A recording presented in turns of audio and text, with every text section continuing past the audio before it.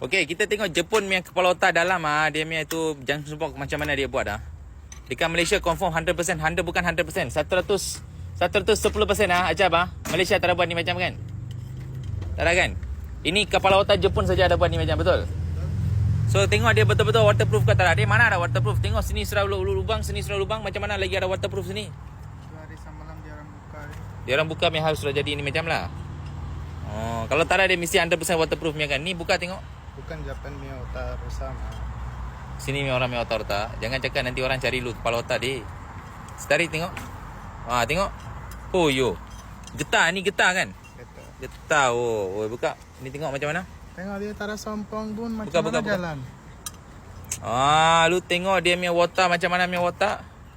Dia sudah buka ni. Ini dia sudah tarik keluar ni barang.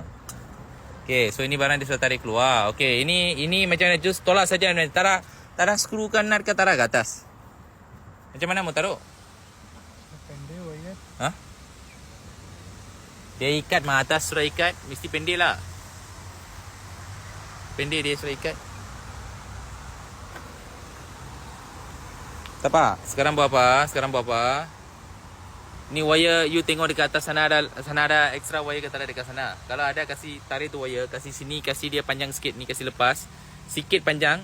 Ini tempat ini kita you potong keluar balik, taruh kita punya kotak dekat sini. Taruh kita punya kotak, dari kita punya kotak baru ini wire pergi bawah lah. Buat macam. Saya ingat ini kotak tak boleh pakai, kita punya kotak lagi bagus. Saya ingat ni macam lah. Sebab kita Malaysia punya orang kita buat lagi bagus daripada Jepun punya. Betul ke? Jangan cakap banyak nanti Jepun panas lah deh. Dia potong dia punya kabel aja. Apa kabel aja ni? Tengok. Banyak besar. Mana? Hoi. Apa kabel ni? Ada ni macam besar meh? Sini mari banyak kecil saja. Dia goreng sama siapa? You tunjuk ini kata nanti orang marah tau. Apa lu pakai tu murah punya kata dia cakap. Tapi dia punya watak murah dia tak kisah. Dia kata murah dia banyak hal. Watak dia langsung murah, itu tak ada halnya. Tahu? Jangan nanti orang panas. Ini tengok. Dia masuk pipe lah. Tengok ini macam baru ada betul. Lagi apa?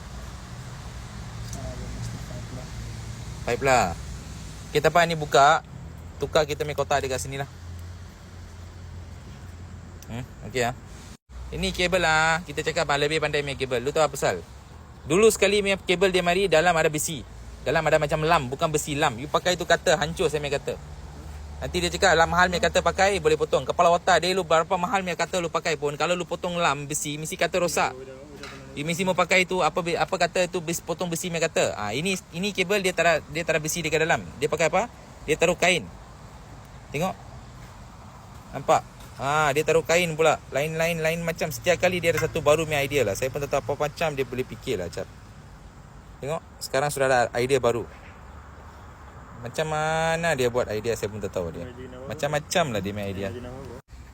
Okay, tadi kita potong bawah punya kabel, betul jap. Sekarang you tengok ni atas punya kabel dia ada apa? Ada satu kain dekat atas. Betul. Mana dia punya insulation angkat tadi? Mana? Ini atas punya. Mana? Ini atas. Lepas dalam dia ada satu kain. Lepas lagi satu insulation baru kabel. Tengok. Ini macam baru bekus Jepun punya otak